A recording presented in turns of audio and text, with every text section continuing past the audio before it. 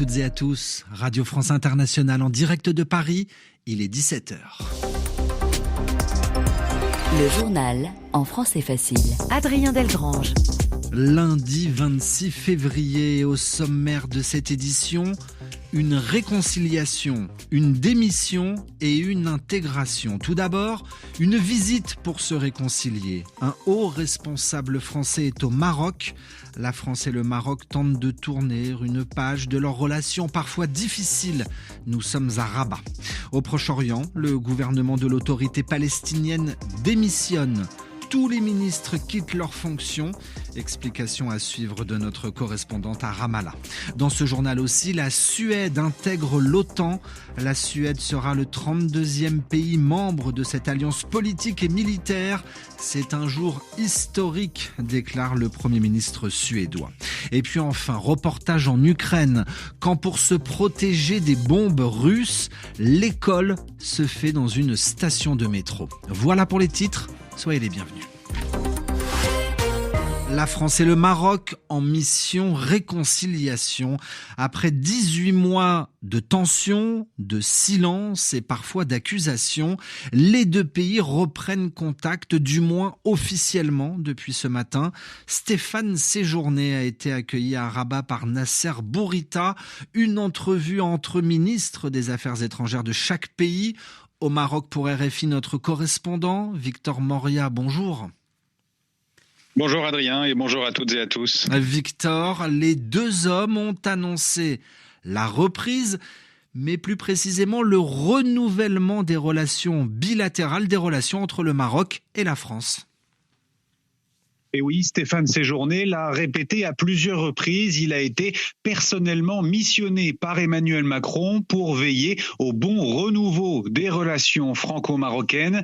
Accusé il y a un an par Rabat, lorsqu'il était chef du groupe Renew au Parlement européen, d'avoir téléguidé une motion hostile au Maroc, eh bien, le nouveau chef de la diplomatie française a aujourd'hui mis les formes dans son discours, assurant qu'il était là pour, je cite, créer un partenariat d'avant-garde entre les deux pays pour les 30 prochaines années en tenant compte des évolutions du royaume. Parmi ces évolutions, il y a la sensible question du Sahara occidental. Stéphane Séjourné a rappelé le soutien de la France au plan d'autonomie marocain proposé dans le cadre de la mission supervisée par l'ONU sur place.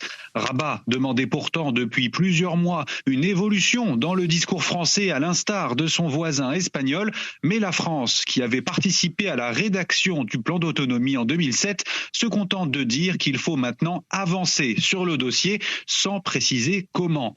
De son côté, Nasser Bourita a lui aussi insisté sur le renouveau des relations, annonçant plusieurs visites ministérielles bilatérales qui auront lieu de part et d'autre de la Méditerranée dans les prochaines semaines et les prochains mois. Il dit également souhaiter que les deux pays collaborent, notamment au Sahel, où ils ont des intérêts et une vision en commun. Merci Victor. Victor Moria, correspondant de Radio France Internationale à Rabat. Il est 18h05 à Ramallah. La politique en Palestine. Le gouvernement de l'autorité palestinienne a démissionné ce matin. Les ministres abandonnent leur poste de travail et c'est le Premier ministre palestinien en personne, Mohamed Chatier, qui l'a annoncé.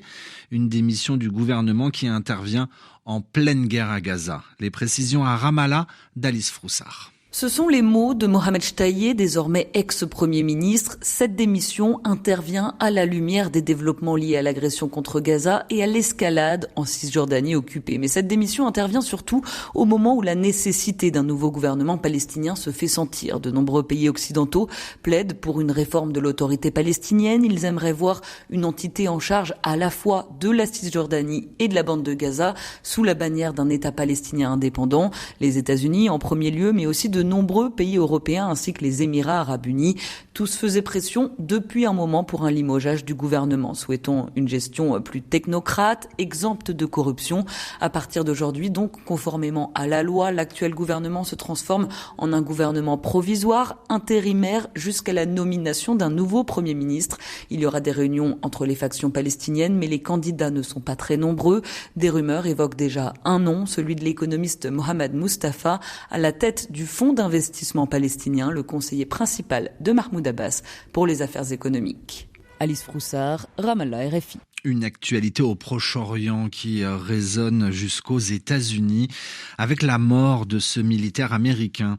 Il s'est immolé hier devant l'ambassade d'Israël à Washington. Il a voulu se donner la mort en mettant le feu aux habits qu'il portait.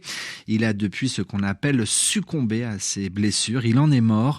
Ce militaire a agi en soutien aux Palestiniens. Je ne serai pas complice d'un génocide et libérer la Palestine, aurait-il dit avant de prendre feu.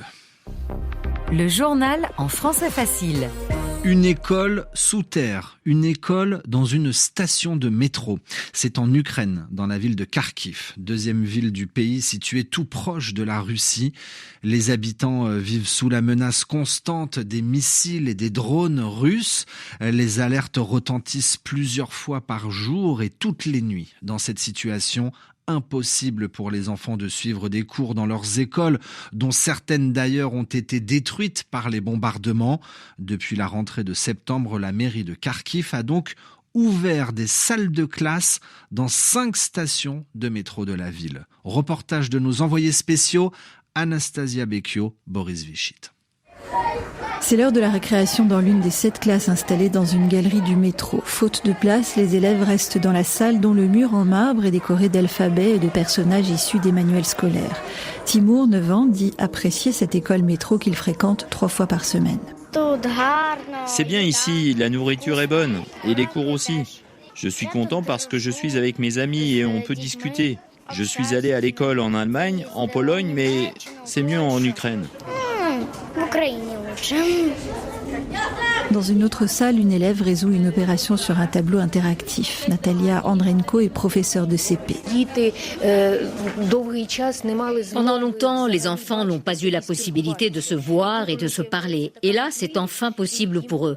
Ils viennent avec plaisir, parce qu'ici, ils sont avec leurs camarades. Rien ne remplace le contact humain. C'est aussi plus facile pour eux de poser des questions s'ils ne comprennent pas un point du cours. Les enfants sont heureux de venir ici. Ils ont changé. En début d'année, ils étaient plus fermés, ils étaient timides et maintenant ils sont déjà plus sociables. Selon la mairie, plus de 2100 élèves du primaire et du secondaire fréquentent les écoles métro, soit seulement 2% des élèves de la ville. Anastasia Becchio, Boris Vichit, Kharkiv, RFI. L'actualité ukrainienne, c'est aussi cette réunion qui débute à l'instant à Paris. Réunion de soutien à l'Ukraine. Une vingtaine de chefs d'État et de gouvernement essentiellement européens se retrouvent au palais de l'Élysée. Je vous le disais en titre, l'OTAN compte désormais 32 membres. Dernier pays à entrer dans cette alliance politique et militaire, la Suède, grâce au Parlement hongrois qui vient de ratifier, qui vient d'approuver l'adhésion de la Suède à l'OTAN. Et puis l'on referme ce journal en musique avec le chanteur Féfé, grâce à son dernier album intitulé Hélicoptère. Olivier Roger l'a écouté pour nous. La vie s'apprécie majeur en l'air. La la la la. Féfé en mode major en l'air bien entendu. Insolent, il chante la vie, ses joies, ses peines, ses berges atteintes et celles restées inaccessibles. Un état des lieux d'un quart de siècle de vie dont ni la bande son ni l'histoire n'étaient écrites à l'avance. Je pars de si loin que j'ai trop d'élan, trop de jet.